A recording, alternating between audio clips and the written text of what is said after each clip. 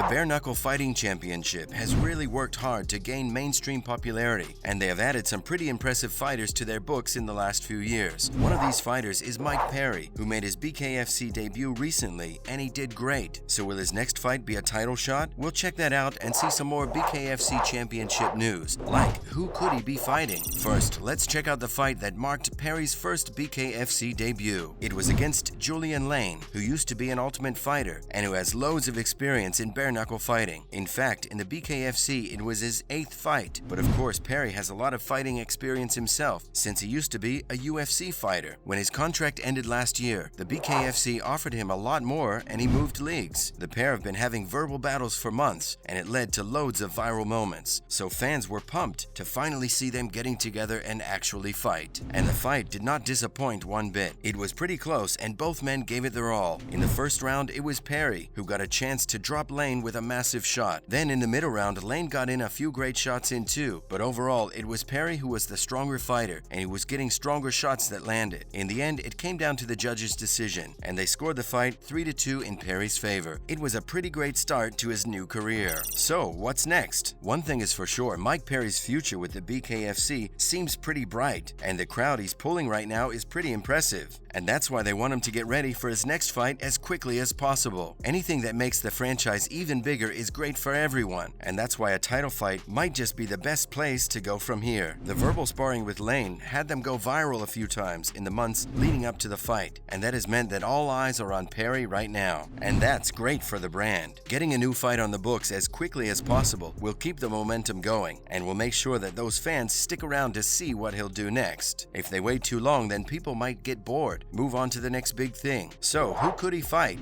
The BKFC middleweight champion Thiago Alves, a fighter with loads of his own fans to watch the fight, and since it will be a title fight, it will be sure to draw even more attention. Could this fight take place? Many times there are fighters that call each other out and talk smack about each other outside of the ring, but they never get the chance to actually face each other in a real bout. But it sounds like this might not be one of those times. After his debut, Perry took the mic and called for the BKFC to arrange for a title fight against Alves, and it sounds like Pitbull is completely behind the fight too. After being called out, Alves said that a fight against Perry would completely make sense, not only for the fighters but also for the sport too. According to him, it would be one that would draw enough attention to take BKFC to a new level and make them mainstream. Plus, it would allow both fighters to get a pretty great paycheck out of the deal too. He even went on to say that it had the potential to become one of the biggest fights in BKFC history. Pretty high praise. He has obviously watched his opponent very closely, since he had a lot to say about his form, and like him, we would be excited to see them getting together and making this fight happen. But will Alves be around long enough for it to happen? It sounds like Thiago Alves is pretty angry at the BKFC after Knucklemania 2 and the Perry-Lane fight. He liked Perry calling him out, but besides that, he wasn't really mentioned much, despite actually being the champion in the weight class. He called him out for not treating him right or promoting him during the event. And it sounds like the fight with Perry might just be one of the last ones in the championship. After calling them out, he said that he thinks that everyone at BKFC has forgotten his name, and it sounds like he might just have been angry enough to contemplate a really big change. Later on, he shared a video clip of his MMA fight against Kuniyoshi Hironaka and wrote a caption that said, "MMA gods are calling him again." If he did leave, it could be really bad for the BKFC ratings, so I hope they make amends and treat him as he would expect them to treat the champion. But at the same time, he was really great in the MMA octagon too, so fans of fighting would enjoy if he went back to the UFC too. Either way, the fans win. Did you enjoy the fight between Perry and Lane? Which pairing would you love to see in the BKFC? Let us know in the comments section. We love to hear all of your opinions. Next up, we will check out who they are making a play for next, and if there are any regrets with the fighters that have signed on so far. Let's check it all out. Who is BKFC making a major play for? Like I've already mentioned, everyone involved is trying very hard to make BKFC more mainstream, and to do that, they need to get bigger names in fighting to join them. But since they recently sold a majority stake to Triller, they now have more money to get some of the biggest names in the business. And David Feldman, the president of BKFC, has shared who it is that he would like to make a play for next: UFC champion Francis Ngannou. But do they have any chance of landing him? It's not as impossible as you would think. Ngannou hasn't been super happy in the UFC for a while now, and he has been pretty outspoken about their pay or lack of it. Plus, he has been lobbying for his next contract that should be more lucrative imperative to also include a clause that will allow him to step into the professional boxing world too. But the UFC president Dana White is really not a guy that is known for his flexibility or willingness to compromise. He has made it completely clear that he has no plans to make any exception for Ngannou. When will Francis Ngannou be a free agent? The Predator has actually already finished his UFC contract. The last fight on his contract was against Cyril Gane in Anaheim, a fight Ngannou won by unanimous decision. But even if he is done with his contract already, he might not be completely done with the UFC. His current contract has a clause that comes into play when he is still the champion when finishing up, meaning he might need to defend the title one more time after he comes back from surgery in 2022. And since it doesn't sound like he's on best terms with White right now, I doubt the UFC will be making any compromises there either. Still, even when he is ready to move on, it won't be as simple as just signing Ngannou. He also needs someone to fight against, meaning that Feldman will also need to get another heavyweight contender that is just as big of a name as Ngannou. But a second fighter who is just as valuable is not going to be easy to get. Still, that's the only way that they'll be able to market a high-ranking heavyweight fight that will bring in enough profit to make the investment worth it. Does Feldman regret signing Van Zandt? One fighter that might not have been giving the same returns as they put in on signing her has been Paige Van Zandt. The former UFC star has been out of action since July 2021. At the time, she lost to Rachel Ostovich, taking her BKFC losses to 2, with her still hoping to get her first win in the championship. But that doesn't mean that she hasn't been good for the BKFC and their reputation. When they signed her in 2020, she had a pretty big following, not only from her incredible record as a UFC fighter, but also thanks to her time on Dancing with the Stars, where she came in as a runner-up. When she joined the sport, she was probably one of their biggest mainstream fighters at the time to join. The 2 fights that she's been a part of have had a lot of interest, despite the fact that she has struggled to adapt. Feldman has made it clear that he had no regrets in signing her and would definitely do it again. They're trying to make her return happen by early summer, where she will have another shot at getting her first win. Do you think that bare-knuckle fighting has a place in the mainstream? Let us know what you think. Thanks for watching.